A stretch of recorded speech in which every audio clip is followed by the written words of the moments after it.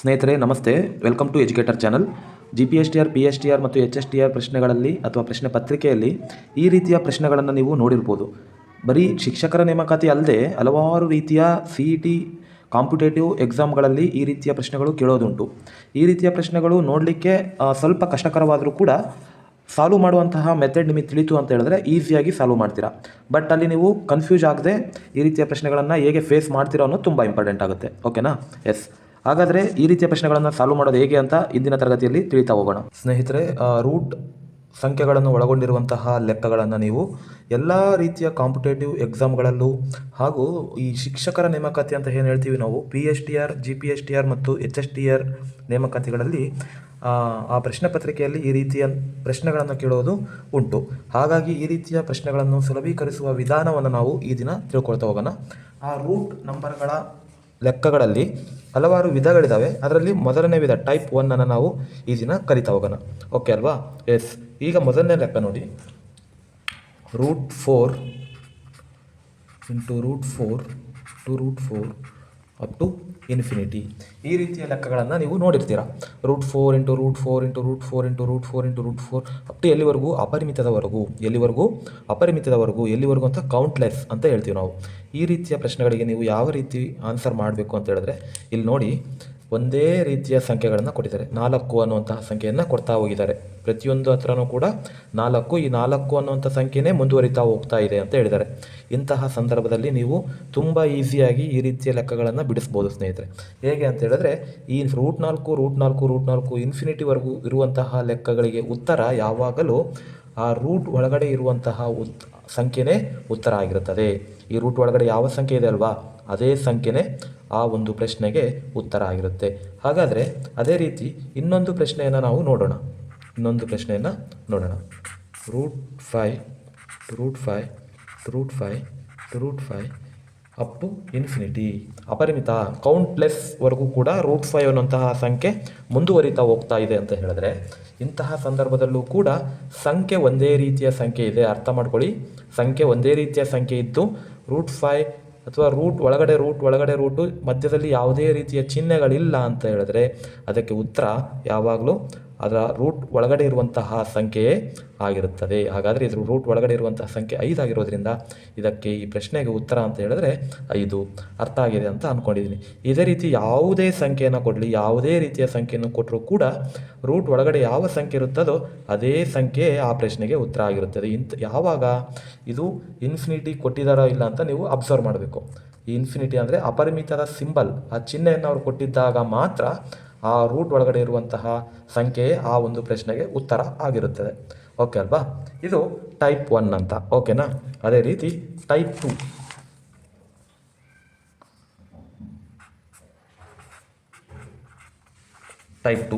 ಓಕೆನಾ? ಟೈಪ್ 2 ಯಾವ ರೀತಿ ಇರುತ್ತೆ ಅಂತ ಹೇಳಿದ್ರೆ ನೋಡಿ, ಇದು ಯಾವುದೇ ರೀತಿಯ ಚಿಹ್ನೆಗಳಿರಲಿಲ್ಲ. ಮಧ್ಯದಲ್ಲಿ ಯಾವುದಾದ್ರೂ ಚಿಹ್ನೆ ಇದೆಯಾ? ಯಾವುದೇ ರೀತಿಯ ಚಿಹ್ನೆಗಳಿಲ್ಲ ಅಲ್ವಾ? ಹಾಗಾದರೆ ಟೈಪ್ 2 ಅಲ್ಲಿ ಯಾವ ರೀತಿ ಅಂತ ಹೇಳಿದ್ರೆ ನೋಡಿ,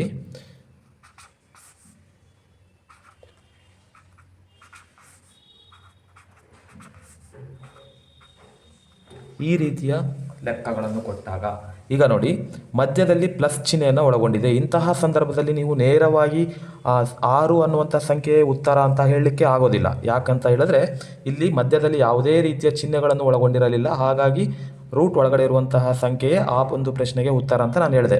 ಆದರೆ ಇಲ್ಲಿ ನೋಡಿ, ಮಧ್ಯದಲ್ಲಿ ಪ್ಲಸ್ ಚಿಹ್ನೆಯನ್ನು ಒಳಗೊಂಡಿದೆ. ಮಧ್ಯದಲ್ಲಿ ಯಾವ ಚಿಹ್ನೆಯನ್ನು ಒಳಗೊಂಡಿದೆ? ಪ್ಲಸ್ ಚಿಹ್ನೆ. ಹಾಗಾದರೆ ಇಂತಹ ಸಂದರ್ಭದಲ್ಲಿ ನಾವು ಯಾವ ರೀತಿ ಇದನ್ನು ಸಿಂಪ್ಲಿಫೈ ಮಾಡಬೇಕು ಅಂತ ಈಗ ನೋಡ್ತಾ ಹೋಗೋಣ. ಈಗ ನೋಡಿ, 6 ನಾವು ಏನು ಮಾಡಬೇಕು ಅಂತ ಹೇಳಿದ್ರೆ, ಒಳಗಡೆ ಒಂದೇ ರೀತಿಯ ಸಂಖ್ಯೆಯನ್ನು ಕೊಟ್ಟಿದ್ದಾರೆ. 6, 5, 4 ಆ ಥರ ಏನು ಕೊಟ್ಟಿಲ್ಲ. ಎಲ್ಲ ಸಂಖ್ಯೆಗಳನ್ನು ಕೂಡ 6 ಅಂತಲೇ ಕೊಟ್ಟಿರೋದ್ರಿಂದ ನಾವೀಗ 6 ಅನ್ನುವಂತಹ ಸಂಖ್ಯೆಯನ್ನು ಗುಣಾಕಾರ ರೂಪದಲ್ಲಿ ಬರಿತಾ ಹೋಗಬೇಕು.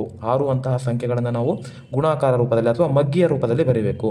ಈ 6 ನಾನು ಮಗ್ಗಿಯ ರೂಪದಲ್ಲಿ ಬರೆದಾಗ ಏನಾಗುತ್ತೆ ನಿಮಗೆಲ್ರಿಗೂ ಗೊತ್ತು, 2 3 6. ಈ 2 ಮತ್ತು 3 ಅನ್ನೋವು 6ರ ಅಪವರ್ತನಗಳು ಅಂತ ನಿಮಗೆಲ್ರಿಗೂ ಗೊತ್ತಿದೆ. ಹಾಗಾದರೆ ಈ 2 ಮತ್ತು 3 ಈ ಸಂಖ್ಯೆಗಳನ್ನು ನಾವು ಕ್ರಮಾನುಗತ ಸಂಖ್ಯೆಗಳು ಅಂತ ಕರಿತೀವಿ. ಏನಂತ ಕರಿತೀವಿ? ಕ್ರಮಾನುಗತ ಸಂಖ್ಯೆಗಳು. ಕ್ರಮಾನುಗತ ಸಂಖ್ಯೆ ಅಂತ ಹೇಳಿದ್ರೆ ಏನು ಅಂತ ಹೇಳಿದ್ರೆ ಅಕ್ಕಪಕ್ಕದ ಸಂಖ್ಯೆಗಳನ್ನು ಕ್ರಮಾನುಗತ ಸಂಖ್ಯೆಗಳು ಅಂತ ಕರಿತೀವಿ. ಅಕ್ಕಪಕ್ಕದ ಸಂಖ್ಯೆಗಳು. ಹಾಗಾದರೆ ಅಕ್ಕಪಕ್ಕದ ಸಂಖ್ಯೆಗಳು ಯಾವ್ಯಾವು ಅಂತ ಹೇಳಿದ್ರೆ, ಈಗ 1ಕ್ಕೆ ಕ್ರಮಾನುಗತ ಸಂಖ್ಯೆ ಅಂತ ಹೇಳಿದ್ರೆ 2, 1 ಮತ್ತು 2 ಕ್ರಮಾನುಗತ ಸಂಖ್ಯೆಗಳು. ಅದೇ ರೀತಿ ಈಗ 4 ಅನ್ನುವಂತಹ ಸಂಖ್ಯೆಯನ್ನು ತಗೊಂಡಾಗ 4ಕ್ಕೆ ಕ್ರಮಾನುಗತ ಸಂಖ್ಯೆ ಯಾವುದು ಬರುತ್ತೆ? 5. 4 ಮತ್ತು 5 ಈ 2 ಕ್ರಮಾನುಗತ ಸಂಖ್ಯೆಗಳು. ಅದೇ ರೀತಿ ನೀವು ಯಾವ ಸಂಖ್ಯೆ ಆದರೂ ತಗೊಳ್ಳಿ, 10ಕ್ಕೆ ಒಂದು ಕ್ರಮಾನುಗತ ಸಂಖ್ಯೆ ಯಾವುದು ಅಂತ ಹೇಳಿದ್ರೆ 11. ಅಥವಾ ನೀವು ಹಿಂಗೂ ಬರಿಬೋದು, 9ಕ್ಕೆ ಕ್ರಮಾನುಗತ ಸಂಖ್ಯೆ ಯಾವುದಂದರೆ 10 ಬರಿಬೋದು, ಅಥವಾ 8 ಅಂತ ಕೂಡ ಬರಿಬೋದು. ಈ 2 ಕೂಡ ಕ್ರಮಾನುಗತ ಸಂಖ್ಯೆಗಳೇ. ಅಂದರೆ ಒಂದರ ನಂತರ ಇರುವಂತಹ ಇನ್ನೊಂದು ಸಂಖ್ಯೆಯನ್ನು ಸೇರಿಸಿ ನಾವು ಹೇಳುವಂತಹ ಸಂಖ್ಯಾ ಗುಂಪಿಗೆ ಕ್ರಮಾನುಗತ ಸಂಖ್ಯೆಗಳು ಅಂತ ಕರಿತೇವೆ. ಅರ್ಥ ಆಗಿದೆ ಅಲ್ವಾ? ಹಾಗಾದರೆ ಈ 2 ಕ್ರಮಾನುಗತ ಸಂಖ್ಯೆಗಳ ಗುಣಲಬ್ಧದ ರೂಪದಲ್ಲಿದ್ದಾಗ, ಈಗ ನೋಡಿ 6 ನಾವು 2 ಕ್ರಮಾನುಗತ ಸಂಖ್ಯೆಗಳ ಗುಣಲಬ್ಧವನ್ನಾಗಿ ಬರೆದ್ವಿ, ವ್ಯಕ್ತಪಡಿಸಿದ್ವಿ. ಹಾಗಾದರೆ ಈ 2 ಕ್ರಮಾನುಗತ ಸಂಖ್ಯೆಗಳ ಗುಣಲಬ್ಧವನ್ನು ಬರೆದ ನಂತರ ಇಲ್ಲಿ ಚಿಹ್ನೆ ಯಾವುದು ಕೊಟ್ಟಿದ್ದಾರೆ ನೋಡಬೇಕು. ಚಿಹ್ನೆ ಯಾವುದು ಕೊಟ್ಟಿದ್ದಾರೆ? ಪ್ಲಸ್ ಚಿಹ್ನೆಯನ್ನು ಕೊಟ್ಟಿದ್ದಾರೆ. ಪ್ಲಸ್ ಚಿಹ್ನೆಯನ್ನು ಕೊಟ್ಟಿದ್ದಾರೆ ಅಂತ ಹೇಳಿದ್ರೆ ಈ 2 ಸಂಖ್ಯೆಗಳಲ್ಲಿ ದೊಡ್ಡ ಸಂಖ್ಯೆ ಯಾವುದಿರುತ್ತೋ ಆ ದೊಡ್ಡ ಸಂಖ್ಯೆಯೇ ಈ ಒಂದು ಪ್ರಶ್ನೆಗೆ ಉತ್ತರ ಆಗಿರುತ್ತದೆ. ಈ 2ರಲ್ಲಿ ದೊಡ್ಡ ಸಂಖ್ಯೆ ಯಾವುದು? 2 ಕ್ರಮಾನುಗತ ಸಂಖ್ಯೆಗಳ ಗುಣಲಬ್ಧವಾಗಿ ವ್ಯಕ್ತಪಡಿಸಿದ್ದೇವೆ. 6ನ್ನು ನಾವು 2 ಕ್ರಮಾನುಗತ ಸಂಖ್ಯೆಗಳ ಗುಣಲಬ್ಧವಾಗಿ ವ್ಯಕ್ತಪಡಿಸಿದ್ದೇವೆ. ಹಾಗಾದರೆ ಈ 2 ಸಂಖ್ಯೆಗಳಲ್ಲಿ ದೊಡ್ಡ ಸಂಖ್ಯೆಯೇ ಈ ಒಂದು ಪ್ರಶ್ನೆಗೆ ಉತ್ತರ. ಯಾಕೆ ದೊಡ್ಡ ಸಂಖ್ಯೆಗೆ ಪ್ರಶ್ನೆಗೆ ಉತ್ತರ ಅಂತ ಹೇಳಿದ್ರೆ, ಪ್ಲಸ್ ಚಿಹ್ನೆಯನ್ನು ಕೊಟ್ಟಿರೋದ್ರಿಂದ, ಮಧ್ಯದಲ್ಲಿ ಪ್ಲಸ್ ಚಿಹ್ನೆಯನ್ನು ಕೊಟ್ಟಿರೋದ್ರಿಂದ ಈ ಒಂದು ಪ್ರಶ್ನೆಗೆ ಉತ್ತರ ದೊಡ್ಡ ಸಂಖ್ಯೆ. ಕ್ರಮಾನುಗತ ಸಂಖ್ಯೆಗಳ ಗುಣಲಬ್ಧದಲ್ಲಿ ದೊಡ್ಡ ಸಂಖ್ಯೆ ಇರುತ್ತಲ್ವಾ, ಆ ದೊಡ್ಡ ಸಂಖ್ಯೆಯೇ ಈ ಒಂದು ಪ್ರಶ್ನೆಗೆ ಉತ್ತರ ಆಗಿರುತ್ತದೆ. ಅರ್ಥ ಆಗ್ತಿದೆ ಅಲ್ವಾ? ಅದೇ ರೀತಿ ಇನ್ನೊಂದು ಪ್ರಶ್ನೆ ನೋಡೋಣವಾ? √12 ಪ್ಲಸ್ √12 ಪ್ಲಸ್ √12 ಈ ರೀತಿ ಪ್ರಶ್ನೆಯನ್ನು ಕೊಟ್ಟಿದ್ದಾರೆ. ಇನ್ಫೈನೈಟ್ವರೆಗೂ ಕೊಟ್ಟಿದ್ದಾರೆ ಅಂತ ಹೇಳಿದ್ರೆ, as I am already told you, ನಾನು ಆಲ್ರೆಡಿ ಹೇಳಿದ್ದೀನಿ ನಿಮಗೆ, ಇದನ್ನು ನಾವು ಮೊದಲು ಕ್ರಮಾನುಗತ ಸಂಖ್ಯೆಗಳ ಗುಣಲಬ್ಧದ ರೂಪದಲ್ಲಿ ವ್ಯಕ್ತಪಡಿಸಲು ಸಾಧ್ಯ ಇದೆನಾ ಅಂತ ಚೆಕ್ ಮಾಡಬೇಕು. ಹಾಗಾದರೆ ಒಳಗಡೆ ಯಾವ ಸಂಖ್ಯೆಯನ್ನು ಕೊಟ್ಟಿದ್ದಾರೆ? ಎಲ್ಲ ಒಂದೇ ರೀತಿಯ ಸಂಖ್ಯೆಗಳನ್ನು ಕೊಟ್ಟಿದ್ದಾರಲ್ವಾ? 12. ಈ 12ನ್ನು ನಾವು ಕ್ರಮಾನುಗತ ಸಂಖ್ಯೆಗಳ ಗುಣಲಬ್ಧವಾಗಿ ವ್ಯಕ್ತಪಡಿಸಲು ಸಾಧ್ಯವೇ ಅಂತ ನಾವು ಚೆಕ್ ಮಾಡಬೇಕು. ಅಂದರೆ ಏನು ಮಾಡಬೇಕು? ಪರೀಕ್ಷಿಸಬೇಕು. ಈ 12ನ್ನು ನಾವು 2 ಕ್ರಮಾನುಗತ ಸಂಖ್ಯೆಗಳ ಗುಣಲಬ್ಧವಾಗಿ ಬರೆದಾಗ 3 × 4 = 12 ಅಂತ ಹೇಳ್ತೀವಿ. 3 4 12. ಹಾಗಾದರೆ 3 ಮತ್ತು 4 2 ಕ್ರಮಾನುಗತ ಸಂಖ್ಯೆಗಳಲ್ವಾ? 3 ಮತ್ತು 4, 3 ಆದಮೇಲೆ 4ಕ್ಕೆ ಬರೋದು. ಹಾಗಾದರೆ ಅಕ್ಕಪಕ್ಕದ ಸಂಖ್ಯೆಗಳಾಗಿರೋದ್ರಿಂದ ಅವೆರಡು ಕ್ರಮಾನುಗತ ಸಂಖ್ಯೆಗಳು. ಕ್ರಮಾನುಗತ ಸಂಖ್ಯೆಗಳ ಗುಣಲಬ್ಧವಾಗಿ ವ್ಯಕ್ತಪಡಿಸಿದ ನಂತರ ನೀವೇನು ಮಾಡಬೇಕು ಅಂತ ಹೇಳಿದ್ರೆ ಚಿಹ್ನೆಯನ್ನು ನೋಡ್ಕೋಬೇಕು. ಯಾವ ಚಿಹ್ನೆಯನ್ನು ಕೊಟ್ಟಿದ್ದಾರೆ? ಅಲ್ಲಿ ಪ್ಲಸ್ ಚಿಹ್ನೆಯನ್ನು ಕೊಟ್ಟಿದ್ದಾರೆ. ಪ್ಲಸ್ ಚಿಹ್ನೆಯನ್ನು ಕೊಟ್ಟಿದ್ದಾರೆ ಅಂತ ಹೇಳಿದ್ರೆ ಆ ಕ್ರಮಾನುಗತ ಸಂಖ್ಯೆಗಳಲ್ಲಿ ದೊಡ್ಡ ಸಂಖ್ಯೆಯೇ ಈ ಒಂದು ಪ್ರಶ್ನೆಗೆ ಉತ್ತರ ಆಗಿರುತ್ತದೆ. ದೊಡ್ಡ ಸಂಖ್ಯೆ 4 ಇದೆ, ಹಾಗಾಗಿ 4 ಅನ್ನುವಂತಹ ಸಂಖ್ಯೆಯೇ ಈ ಒಂದು ಪ್ರಶ್ನೆಗೆ ಉತ್ತರ. ಅರ್ಥ ಆಗ್ತಿದೆ ಅಲ್ವಾ? ಎಸ್. ಹಾಗಾದರೆ ನೋಡಿ, ಇಲ್ಲಿ ಪ್ಲಸ್ ಚಿಹ್ನೆನ ಕೊಟ್ಟಿದ್ರು, ಪ್ಲಸ್ ಚಿಹ್ನೆಯನ್ನು ಕೊಟ್ಟಿದ್ದಾರೆ. ಹಾಗಾದರೆ ಮೈನಸ್ ಚಿಹ್ನೆನ ಕೊಟ್ಟಾಗ ಯಾವ ರೀತಿ ಮಾಡೋದು ಅಂತ ನೋಡೋಣ. ಮೈನಸ್ ಚಿಹ್ನೆಯನ್ನು ಕೊಟ್ಟಾಗ ಯಾವ ರೀತಿ ಮಾಡೋದು ಅಂತ. ನಾನೀಗ 30 ಅನ್ನೋ ಒಂದು ಸಂಖ್ಯೆ ತೊಗೊತೀನಿ. -√30 -√30 ಅಪ್ ಟು ಇನ್ಫಿನಿಟಿ ಅಂತ ಕೊಟ್ಟಿದ್ದಾರೆ.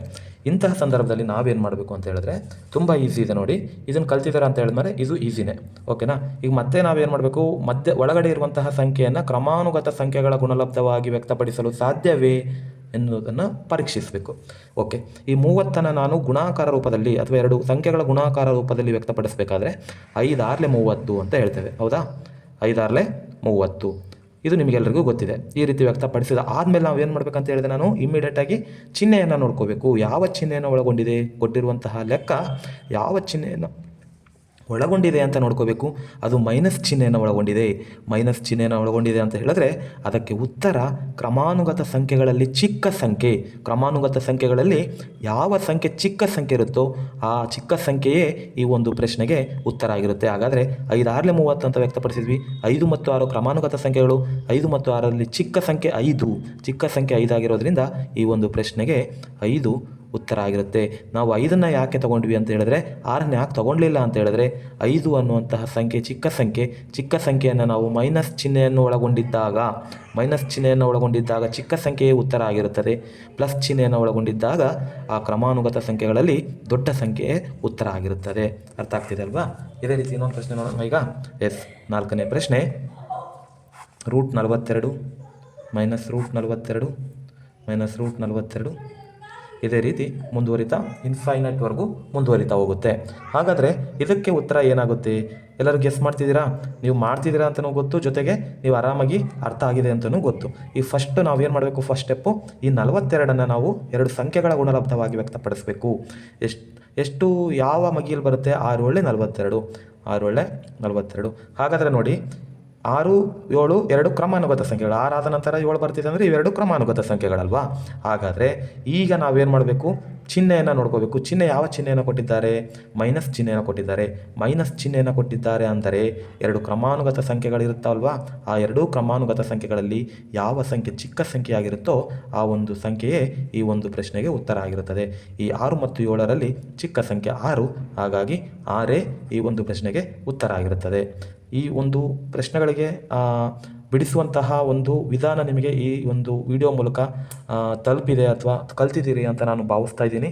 ಕ್ರಮಾನುಗತವಲ್ಲದ ಸಂಖ್ಯೆಗಳನ್ನು ಬಿಡಿಸುವ ವಿಧ ಹೇಗೆ? ಹಾಗಾದರೆ 6ಅನ್ನು 2 × 3 ಅಂತ ನಾವು ವ್ಯಕ್ತಪಡಿಸ್ಬೋದು. ಹಾಗಾದರೆ 4 × 2 4 2 8 ಅವೆರಡು ಕ್ರಮಾನುಗತ ಸಂಖ್ಯೆಗಳಲ್ಲ. ಆ ರೀತಿಯ ಸಂಖ್ಯೆಗಳನ್ನು ಕೊಟ್ಟಾಗ ಯಾವ ರೀತಿ ಬಿಡಿಸೋದು? ಅಥವಾ ನಾವು 10ಅನ್ನು ನಾವು 5 2 10 ಅಂತ ಹೇಳ್ತೀವಿ. 5 ಮತ್ತು 2 ಕ್ರಮಾನುಗತ ಸಂಖ್ಯೆಗಳಲ್ಲ.